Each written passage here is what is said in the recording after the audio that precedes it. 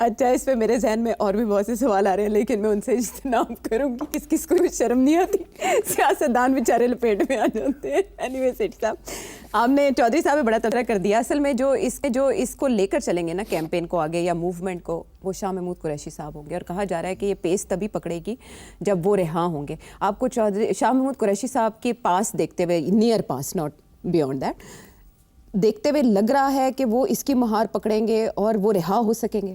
دیکھیے آپ نے 2 سوال کر دیے. میں آپ کو یہ بتاؤں کہ قریشی صاحب کی فیملی, قریشی صاحب کی فیملی کی تاریخ, ان کی جاگیر, ان کا پیری فقیری. شاہ صاحب جو ہیں تاریخی پرو اسٹیبلشمنٹ لوگ ہیں جی. برٹش کلونیلزم نے بھی یہ سب سے آگے تھے as supporters of British imperialism and colonialism جی. اور اسی لیے کیونکہ زمینیں بھی ملتی تھیں, کام بھی کرتے تھے, اور نائٹ ہوڈز بھی ملتے تھے, سو گدیاں بھی ملتی تھیں. تو یہ تو بڑی کنزرویٹو فیملی سے ان کا تعلق ہے. کبھی بھی اینٹی اسٹیبلشمنٹ یہ نہیں ہوئے, ہمیشہ پرو اسٹیبلشمنٹ رہے. حالانکہ کبھی کبھی فرام ٹائم ٹو ٹائم, پہلے وہ پیپلز پارٹی میں تھے جس وقت وہ تھوڑی سی اینٹی اسٹیبلشمنٹ پارٹی تھی, وہاں بھی یہ رہے ہیں. پھر خان صاحب کی پارٹی میں بھی جب وہ پہلے پرو اسٹیبلشمنٹ تھی پھر اینٹی اسٹیبلشمنٹ ہو گئی. پیپلز پارٹی کا بھی یہی تھا کہ اینٹی تھی پھر پرو ہو گئی. تو خیر اپنے قریشی صاحب آتے جاتے رہے جی. اور پرانے سیاستدان ہیں. تو اس لیے ایک طرف تو یہ کہ یہ اینٹی اسٹیبلشمنٹ کبھی بھی نہیں ہوں گے. اگر آپ ان کو لیڈرشپ دیتے ہیں نا تو he will never be anti establishment. اور خان صاحب کا مسئلہ یہ ہے کہ وہ بندہ چاہتے ہیں جو کہ جب ضرورت پڑے تو اینٹی اسٹیبلشمنٹ چھلانگ مار کے بات کرے, اور جب وقت آئے to hunker down and negotiate تو وہ بھی ہو. قریشی صاحب مطلب he fills part of the equation. In theory Qureshi صاحب از نمبر 2, مگر اگر نمبر 2 ہیں تو ساری پی ٹی آئی تو نہیں مانتی ان کو ایز نمبر 2. ملنے نہیں جاتا کوئی, وہ تو اپنے خط میں کہہ چکے ہیں. دیکھو ذرا یہ ہے نمبر 2 کا حال جی. تو مگر in principle he is number 2. In principle he is number 2. تو یہ اب پی ٹی آئی میں تو پتہ نہیں کتنے نمبر 2s ہیں اور 3s ہیں اور 4s ہیں. ہر روز ہی لڑائی جھگڑے ہو رہے ہوتے ہیں, ہمیں تو سمجھ نہیں آتی کس کی بات سنیں اور نہ سنیں. سو میں نہیں سمجھتا کہ قریشی صاحب کین پلے اینی رول. میں اب کھری بات کرنے لگا ہوں. قریشی صاحب کے ساتھ لوگ ضرور آئیں گے, قریشی صاحب سمجھانے کی کوشش بھی کریں گے, مگر میرا خیال ہے خان صاحب جو ہیں وہ up to a point Qureshi صاحب کی بات سنتے ہیں. جب انہوں نے سننی ہوتی ہے تو ان کو آگے کر دیتے ہیں, جب سننی نہیں ہوتی تو نہیں سنتے. So I don't think Qureshi صاحب can play any role or a major role at this stage. یہ کون سی اسٹیج ہے؟ یہ اسٹیج ہے ویئر یو ہیو ایک طرف ایک بندہ, دوسری طرف دوسرا بندہ, ایک طرف ایک سیاسی جماعت, دوسری طرف آپ سمجھ ہی رہے ہیں. تو یہ ایک اس وقت مشکل ہو گیا ہے بات کو آگے بڑھانا اور بات کرنا. تو اس لیے میرا خیال ہے آگے چلا جائے, نہیں تو بیپنگ. چلے ہم ادھر جاتے ہیں جہاں ہمارے پر نہیں جلتے. وہ ہے کہ فواد چودھری صاحب کی بات انوکھی اس لیے ہے کہ پاکستان تحریک انصاف کی جو اس وقت مومنٹم چل رہا ہے اس سے ہٹ کے بات کر رہے ہیں. وہ کہہ رہے ہیں ہم نون لیگ کے وزراء سے بھی ملیں گے اور ان سے ان کی بات ہو چکی ہے. 2-3 ہفتوں میں ان سب ایفرٹس کے نتائج آنا شروع ہو جائیں گے. اور مولانا سے بھی ملنے کا ارادہ فواد چودھری صاحب نے ظاہر کر دیا. ان ملاقاتوں کے کیا نتائج ہوں گے؟ دیکھیے نون لیگ کے بارے میں تو چودھری صاحب نے ایک دفعہ نہیں 100 دفعہ کہا ہے کہ فارم 47 کی گورنمنٹ ہے.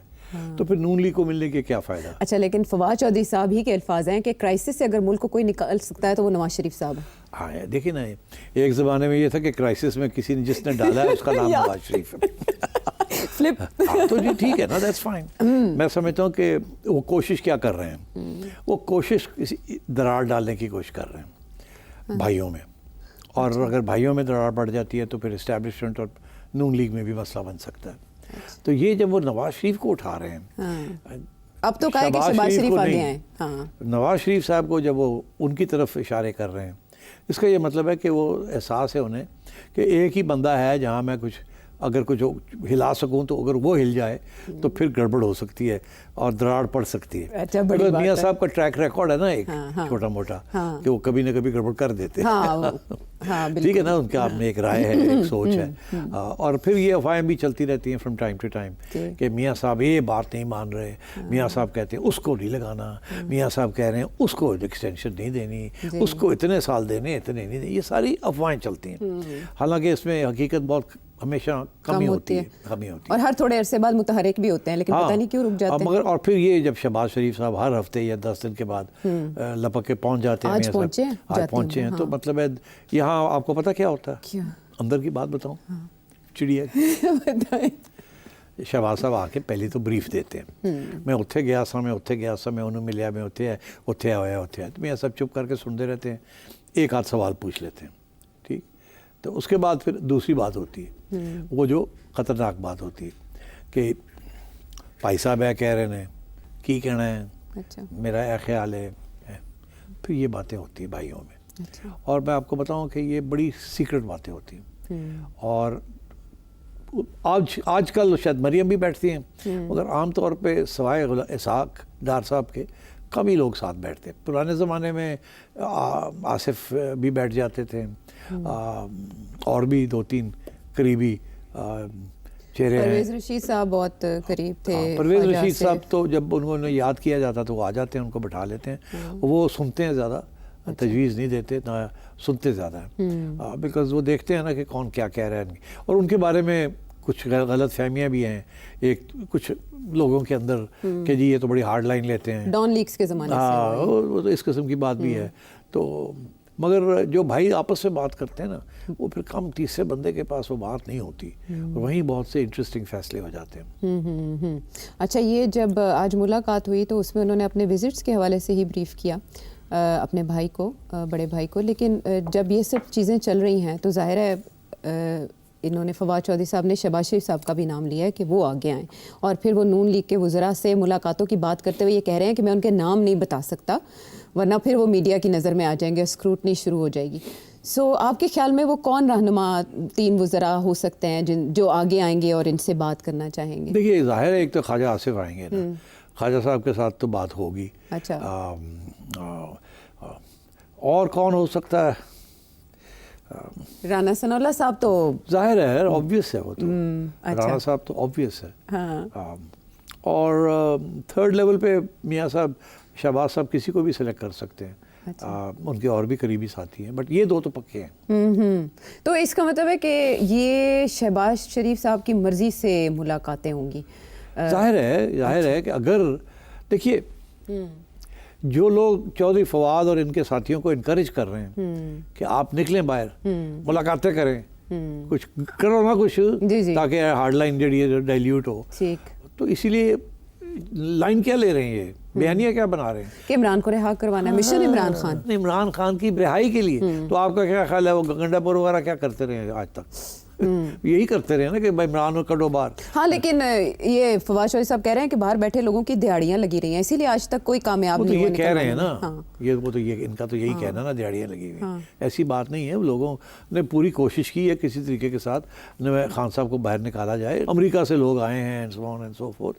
کیا نہیں کیا پی ٹی آئی نے, پوری کوشش کی ہے. جو یہاں بھی لوگ بیٹھے ہوئے ہیں, جو باہر بھی بیٹھے ہوئے ہیں, اور ان کے جو سوشل میڈیا والے بھی ہیں. مگر پرابلم یہی ہے کہ خان صاحب کی اپنی جو پوزیشن ہے نا وہ بڑی ہارڈ لائن ہے, وہ پیچھے نہیں ہٹتے.